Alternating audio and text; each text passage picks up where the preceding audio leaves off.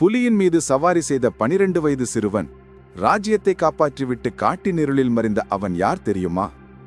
கேரளத்தின் 3000 அடி உயர மலை சிகரத்தில் ஆண்டின் சில நாட்களில்தான் திறக்கப்படும் ஒரு கோவில். இந்த புனித மலையின் இதயத்தில் புதைந்திருக்கும் ஒரு ரகசிய கதை உண்டு. பம்பை ஆற்றின் அருகில் தெய்வீகமாக தோன்றிய ஒரு மர்ம குழந்தை.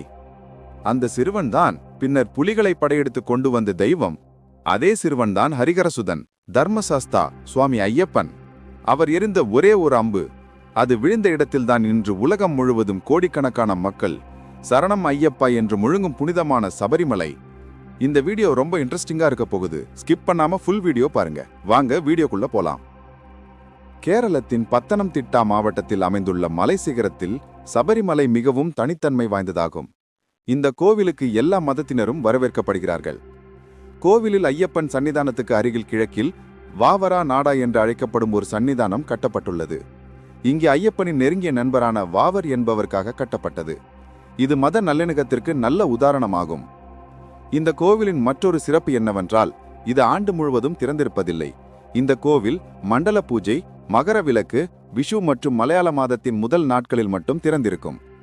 மதுரை, திருநெல்வேலி மற்றும் ரிமானந்தபுரம் ஆகிய பகுதிகளில் பரவியிருந்த பாண்டிய சாம்ராஜ்யத்துக்கு முந்தைய ஆட்சியாளரான திருமலை நாயக்கரால் வெளியேற்றப்பட்ட பாண்டிய வம்சாவழியினர் வள்ளியூர், தென்காசி, செங்கோட்டை, அச்சன் கோவில் மற்றும் சிவகிரி போன்ற பகுதிகளில் வாழ்ந்து வந்தனர்.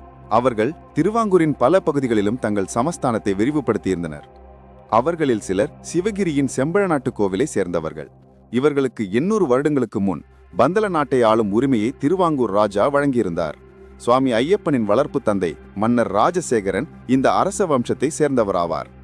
நீதியும் நேர்மையும் புத்திசாலித்தனமும் இறையாண்மையும் கொண்ட மன்னர் ராஜசேகரன் அவருடைய குடிமக்களால் மிகுந்த மரியாதையுடன் போற்றப்பட்டார். அவருடைய ஆட்சி காலம் அந்த நாட்டின் பொற்காலமாக இருந்தது. ஆனால் மன்னருக்கோ மிகப்பெரிய மனக்குறை ஒன்று இருந்தது. அவருக்கு குழந்தை இல்லை. அவருடைய ஆட்சி காலத்திற்கு பிறகு மகுடத்தை ஏற்க ஒரு வாரிசு இல்லை. மகிழ்ச்சியற்ற ராஜாவும் அவருடைய பட்டத்து ராணியும் ஒரு குழந்தைக்காக சிவபெருமானிடம் இடைவிடாமல் வேண்டினர்.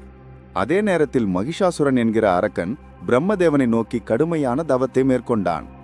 அவனுடைய கடுமையான தவத்தின் விளைவாக மகிஷனை பூமியில் யாராலும் அழிக்க முடியாது என்கிற அவனுடைய விருப்பத்தை நிறைவேற்றும் வகையில் வரமளிக்க வேண்டிய கட்டாயம் பிரம்மதேவனுக்கு ஏற்பட்டது.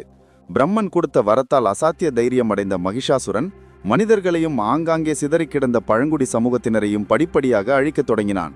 அவனுடைய கொடுமையான செயல்களால் பயந்து போன மக்கள் தூர தேசங்களுக்கு ஓடிவிட்டனர்.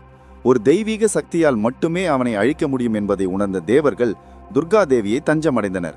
துர்கலி அம்மன் அவனை ஒரு இரத்தக்களரி போரில் கொன்றார். தனது சகோதரனை கொன்றவர்களை பழிவாங்க உறுதி பூண்ட மகிஷாசுரனின்